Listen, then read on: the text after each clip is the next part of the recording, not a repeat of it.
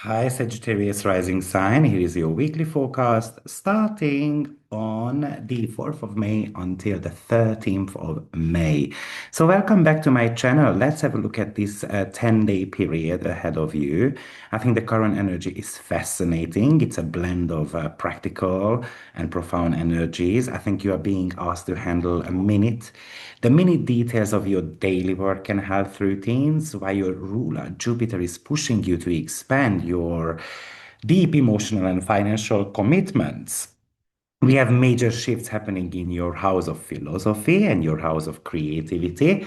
So by the end of this video, you will have a tactical plan for how to manage your to-do list without losing sight of the bigger picture that should drive you.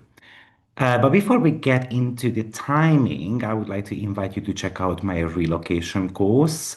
It's going to come up this month and it's going to be 16 weeks, breaking down all the relocation tools that you need to determine the best place ever for you to live. And I think it's going to be very much of a hot topic with Uranus moving into the sign of Gemini. So check it out on my website. You can see the full syllabus there, AstroViktor.com. But let's get going. May 4th and 5th, series in Taurus, sextile Jupiter, you being sextiled. And this is very much of a productive power transit for me.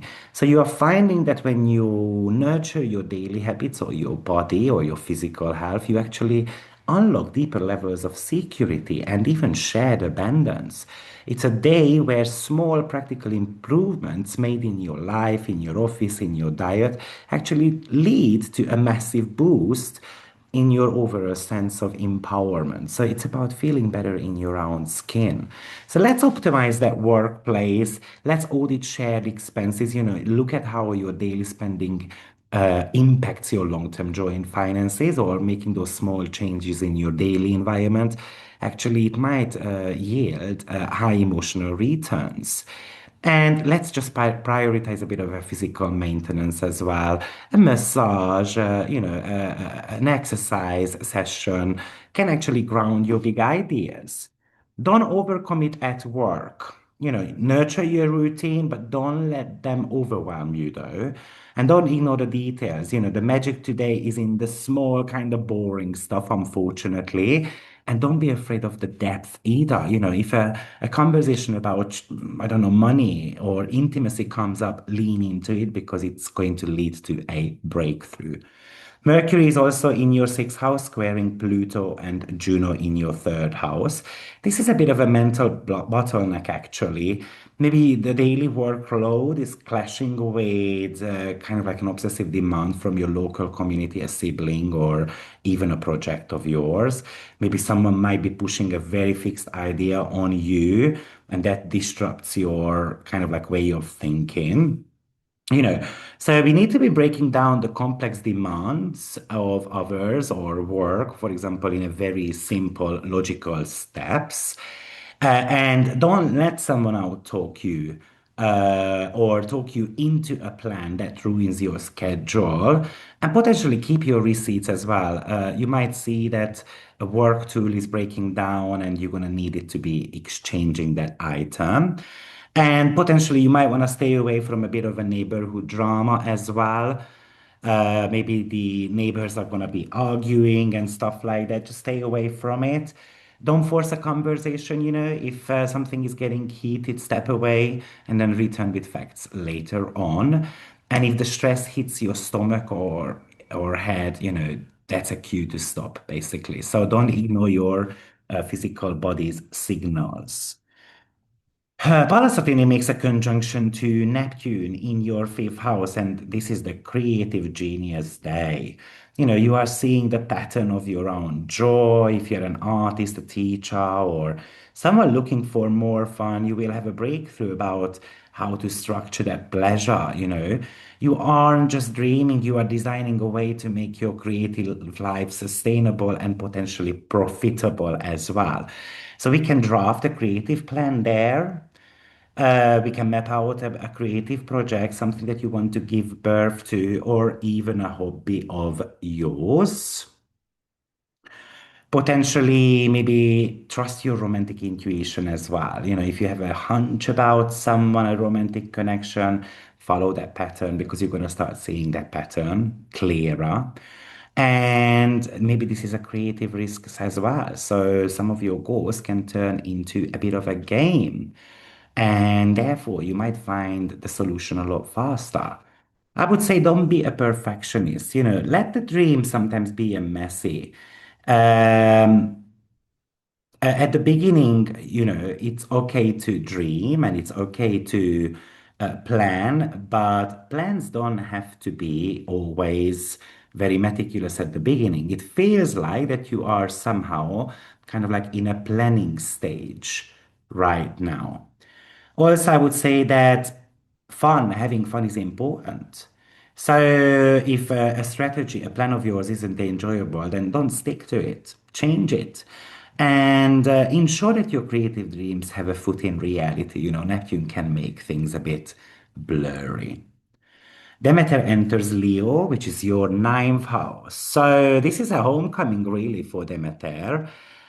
For the next 3 months, I think your personal philosophy is pretty much your garden. Potentially, you will have a lot of new ideas. You will find that the more you nurture your quest for truth and adventure, the more you harvest. This might be about you planning certain type of travels, or you're ready to teach, you're ready for your debut. You're ready to finally write that book and so forth. So this could be about enrolling in a course because you want to be nurturing your mind, you want to be expanding your horizon. Maybe you're planning a big trip or a visit to a place that inspires you. And but don't play to save. Because your harvest might be found in a foreign country. So don't get too comfortable. Maybe you need to travel there or nurture other people's views, but also cultivate your own. And a harvest takes a bit of a time, so you're gonna have to enjoy the learning phase of that too. Now, Sun is in Taurus, sextiling Jupiter in your eighth house. So, this is a day where your hard work might pay off in a way that makes you feel safe. So, money can be coming in.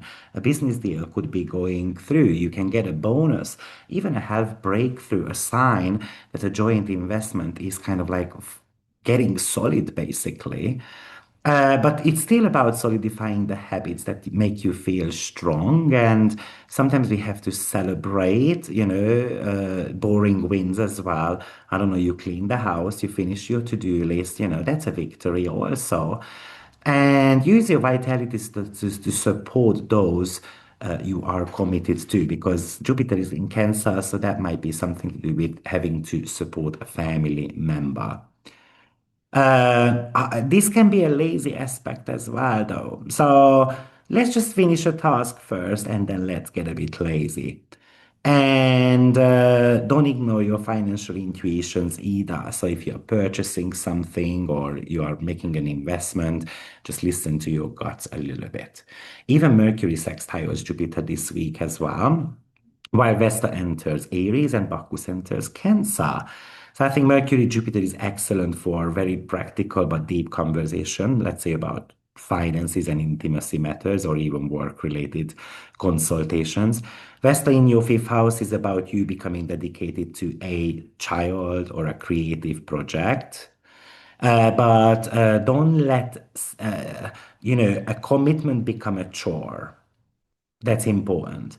And with Bacchus entering your eighth house, this is about you finding joy in intimacy and even making money or a deep emotional release.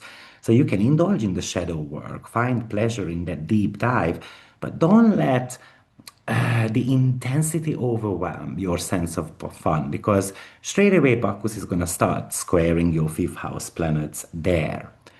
So I think on one hand, the theme for you this week is kind of like purposeful routine.